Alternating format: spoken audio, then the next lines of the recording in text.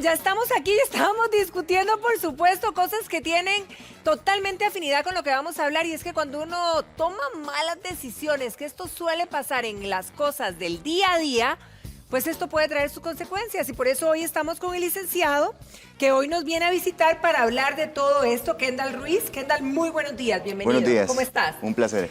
Kendall, por ejemplo, si nosotros vivimos en un condominio, esto tiene una administración, ¿verdad? Y la administración, digamos, hace ciertos arreglos. Si algo a mí se me daña dentro de casa, ¿a quién le toca arreglarlo? Ok, bueno, hay varios factores que hay que revisar y determinar porque lo que son los condominios tienen una regulación con una ley especial que es la Ley de Propiedad en Condominio. Entonces, esta ley establece que hay un administrador y también hay una asamblea que es la que también determina ciertas cosas y también cómo resolver estos conflictos dentro del condominio. Si, por ejemplo, es un vecino el que ocasionó el daño, entonces, al ocasionar el daño del vecino, podría ser inclusive sancionado de manera escrita y pueden hacer un proceso para pedir la expulsión de este vecino. Luego también podría darse una sanción que se llama, es una multa que podría ascender hasta 446.000 colones, además del perjuicio que haya ocasionado a los demás vecinos. Ahora, si esos arreglos, por ejemplo, que hicieron en el condominio, ¿verdad? No sé, que tenga que ver con el agua o con una pared, me daña algo a mí, ¿cómo puedo demostrar para que efectivamente no corra por mi cuenta ese arreglo, a pesar de estar dentro de mi casa o de mi apartamento? Sí, claro, de hecho hay varios medios de prueba. Recientemente, el 8 de octubre del año pasado, hubo una reforma, se reformó el Código Procesal Civil y dichosamente abrió como medios de prueba. Entonces, todo lo que sean pruebas, videos, fotografías, testimonios, peritos técnicos que eventualmente puedan ayudarnos a determinar cómo fue que se ocasionó este daño, cómo arrancó, cómo inició y cuál fue el perjuicio que me ocasionó. Entonces pueden ser utilizados en los tribunales de justicia para demostrar este daño que se me está dando. Pongamos una situación, por ejemplo, me voy a mudar y contrato un camión para la mudanza, pero el camión cuando llega es tan alto que de repente daña los cables. ¿Quién paga esos cables? ¿Yo que contraté el camión o el que maneja el camión o la empresa que lo representa, verdad? Bueno, esa es una excelente pregunta porque hay distintos bemoles que hay que revisar. Por ejemplo, se tiene que determinar si el camión fue contratado, tiene alguna póliza, cuál es el responsable, cuál es el conductor, cuál es la empresa. Híjole. Entonces hay muchísimas cosas que se tienen que analizar, pero siempre se tiene que determinar inclusive si el residencial cumplía con los requisitos de la altura de los cables, si habían avisos. Entonces se tiene que analizar varias cosas, pero ¿qué es lo que nosotros sugerimos? Bueno, siempre tener un abogado de confianza que le pueda revisar si usted contrata a alguien, porque los costarricenses tenemos como un exceso de confianza y el exceso de confianza trae falta de respeto, ¿verdad? Entonces, sí. ¿Qué es lo que yo sugiero? Siempre todo lo que uno va a contratar, ojalá un contrato escrito que establezca cuáles son mis responsabilidades y cuáles son mis eximente de responsabilidad. Por ejemplo, pongamos otra situación. Digamos, si yo voy caminando o algo sucede en una acera que digamos está dañada o qué sé yo, o voy manejando y una pésima demarcación en la calle, no tiene los ojitos de gato, si es muy oscura, y tengo un accidente, en cualquiera de los casos, ¿qué pasa ahí? Ok, en este tipo de situaciones hay que determinar que hay distintas responsabilidades y hay muchos entes. Las municipalidades son las que están encargadas de reparar lo que son las aceras y las calles que son las cantonales. El Consejo de Seguridad Vial, que pertenece al MOP, al Ministerio de Obras Públicas y Transporte, es la que se encarga de vías nacionales y aceras también nacionales. Entonces, ¿qué sucede? Que ahí tenemos que determinar quién es el responsable, también quién fue el que hizo el hueco, porque puede haber sido, ahora tenemos algunos entes que están arreglando tuberías y demás y hacen el hueco, entonces se tiene que determinar quién es el responsable, pero no solo eso, también se tiene que determinar si la persona no revisó que había el aviso, iba viendo el celular, se cayó, entonces eso exime responsabilidad al lugar porque se habían puesto los avisos, habían puesto las cintas y la persona más bien fue descuidada y por culpa de la víctima, entonces no hay responsables. Entonces se tiene que analizar todo el contexto para determinar si es responsable o no es responsable el ente. Pero Qué en principio, complicado, ¿verdad? sí es complicado. Por ejemplo, si voy manejando y hay un huecazo que suele pasar en nuestra ciudad lastimosamente, pero bueno, puede ser que hayan hecho un hueco para reparar algo o puede ser que simplemente sea un huecazo que se ha hecho por el clima. ¿Qué pasa ahí? ¿A quién? ¿La municipalidad? ¿Si la empresa X fue la que hizo el hueco o simplemente un hueco fortuito? Sí, claro. En derecho hay distintos tipos de responsabilidad. Hay algo que se llama responsabilidad subjetiva y objetiva. La objetiva es algo que tiene algo que se llama la teoría del riesgo, o la teoría del riesgo creado. Entonces, todos los entes que se encargan de hacer estas cosas tienen que evitar, en la medida de lo posible, que hayan riesgos. Inclusive hay casos en Costa Rica muy sonados que se han dado. Por ejemplo, hubo un caso de un señor que penosamente murió en vías nacionales, se salió de la autopista y el juzgado contencioso determinó que el Estado sí era responsable porque no habían barandas. Ajá. Entonces, como no habían barandas, podría eventualmente haber evitado la muerte de la persona. Claro. Entonces, se condenó a pagar al Estado y también se obligó a poner barandas. Entonces, hay que analizar el caso, pero hay responsabilidades del Estado, del Consejo de Seguridad Vial, de la municipalidad. Hay que ver cuál es el ente encargado de la obra respectiva. Ahora, ¿qué pasa, por ejemplo, con los vecinos? Si yo estoy construyendo y me agarro de alguna manera, ¿verdad? O uso como de sostén o qué sé yo, del muro de la par. ¿Qué pasa aquí? Ok, la ley faculta, en el Código Procesal Civil tenemos algo que se llama interdicto, pero las personas se dejan mucho con respecto a esto porque el tiempo para hacer el reclamo son 3 meses. A eso iba a ir. Sí, si a mí se me pasa ese tiempo, entonces caduca, y con el Código Procesal Civil nuevo, ahora es una demanda improponible, porque ¿Qué significa eso? significa que la demanda no va a proceder.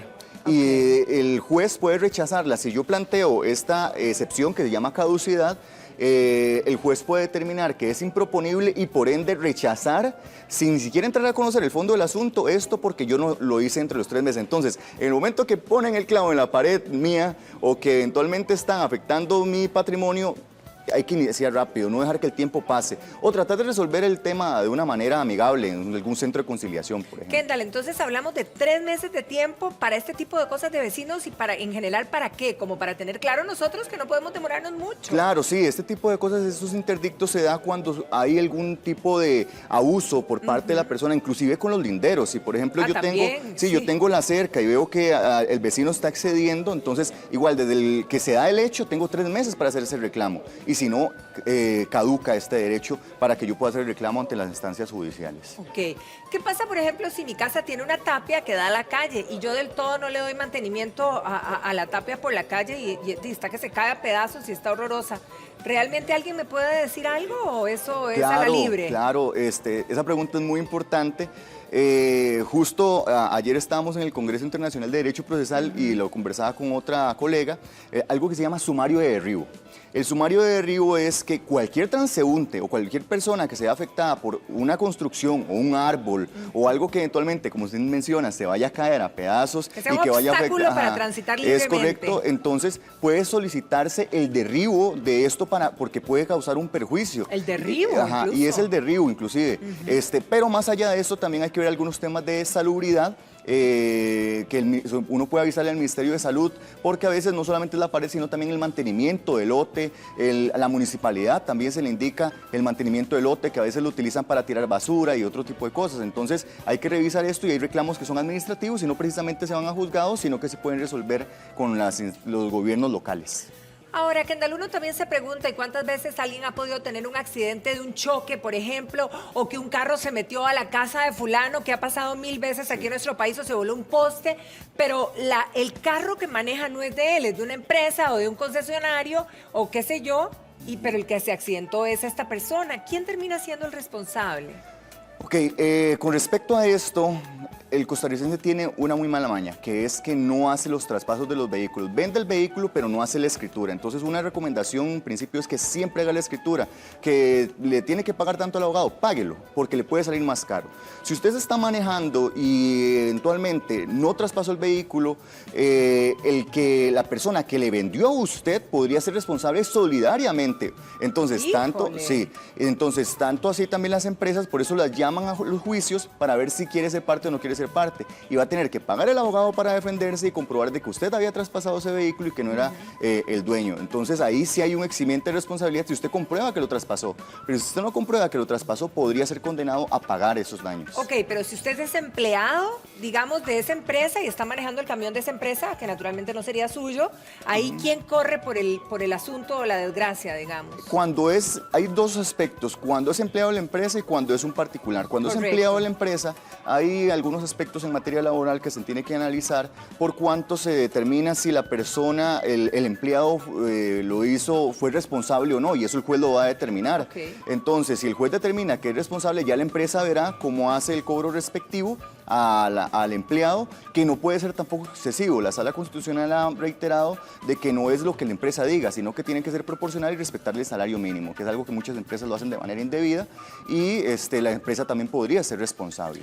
Hace unos días precisamente veíamos unas imágenes en las noticias de un árbol que le cayó a un señor, ¿verdad?, que venía manejando en su carro tranquilamente. Le cayó al carro, destrozó el carro evidentemente y también lo malhirió a él. Aquí, ¿quién paga esos daños? En este tipo de casos se tiene que revisar. Hablemos con ejemplos tal vez puntuales.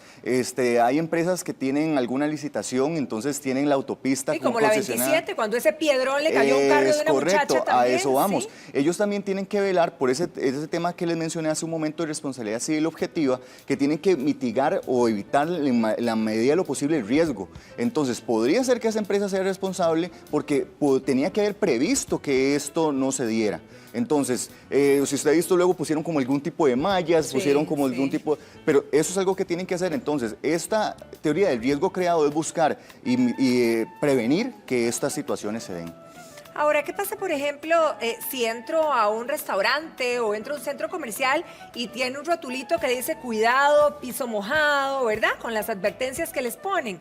Ahí ellos se quitan de cualquier responsabilidad si eventualmente entro yo y me resbalé, no hice caso al rotulillo. Sí, bueno, ese rótulo es una salvada, digamos, para los establecimientos. Este tipo de situaciones se rigen por la ley 7472. No lo digo el nombre largo para que las personas le llegue más fácil y lo puedan googlear por ahí.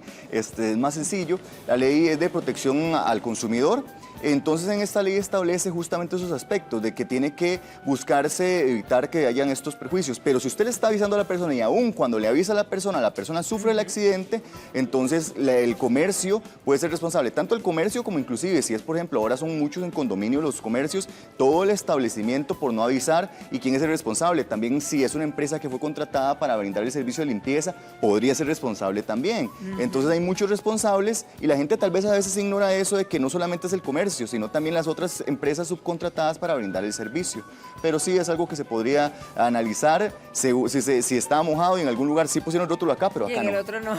Ese sí es súper delgada la línea. Bueno, y justo como lo comentábamos, evidentemente ya un televidente nos está consultando sobre una venta que él hizo, ¿verdad? Vendió su carro a un tercero y este señor tuvo un choque, chocó contra una casa, afectó a los de la casa y claro, todavía no hay traspaso hecho. Sí. Y entonces él está preguntándose, ¿quién paga los daños de los perjudicados? Sí, claro.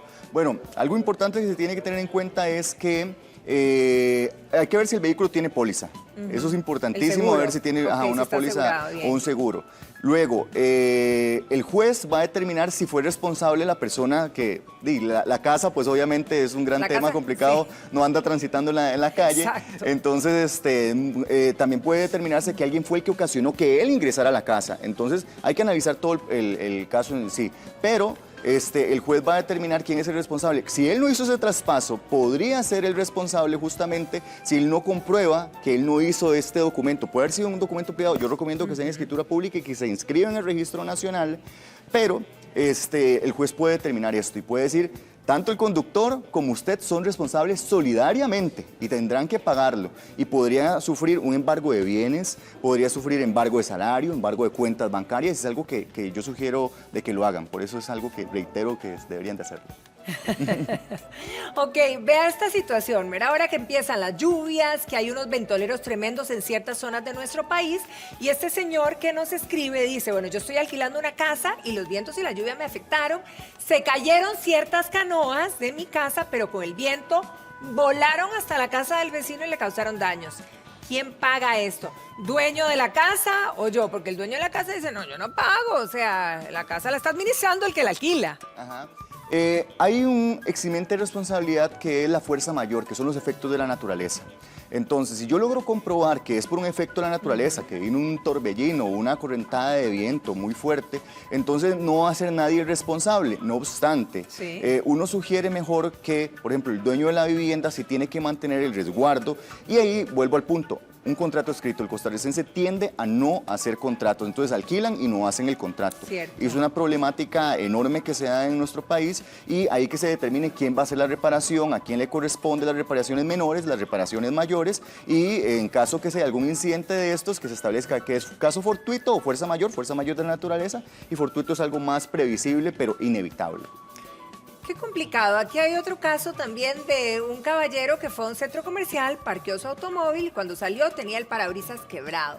Y cuando hizo la queja le dijeron, no, usted, o sea, nosotros no nos hacemos cargo. Hay algo que se ha dado y tal vez usted lo ha visto en los parqueos que ponen avise y no nos hacemos responsables de las pérdidas que tenga el vehículo, avise esto, pero en realidad... Sí, rotulitos por toda la obra. Ajá, rótulos y demás, pero esto no es así.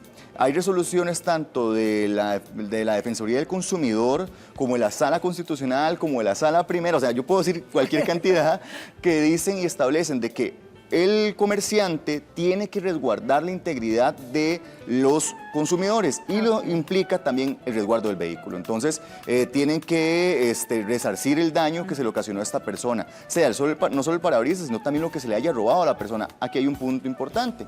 La persona tiene que comprobar también que efectivamente tenía algo ahí. Eso te iba a decir, exacto. ¿Y cómo hace uno? ¿Avisa a alguien? Ahí ya ¿Cuál es el procedimiento? ahí van temas con testigos, es correcto, porque puede que yo vaya con alguien más. Y ahí viene un poco más de la buena fe de la persona, claro, porque no puede haber abusos y tiene que ser algo comprobable, porque si no se logra comprobar de que eso estaba ahí, entonces ahí queda como una laguna y no le van a dar la razón. Entonces tiene que tener la persona total certeza que andaba ese bien ahí.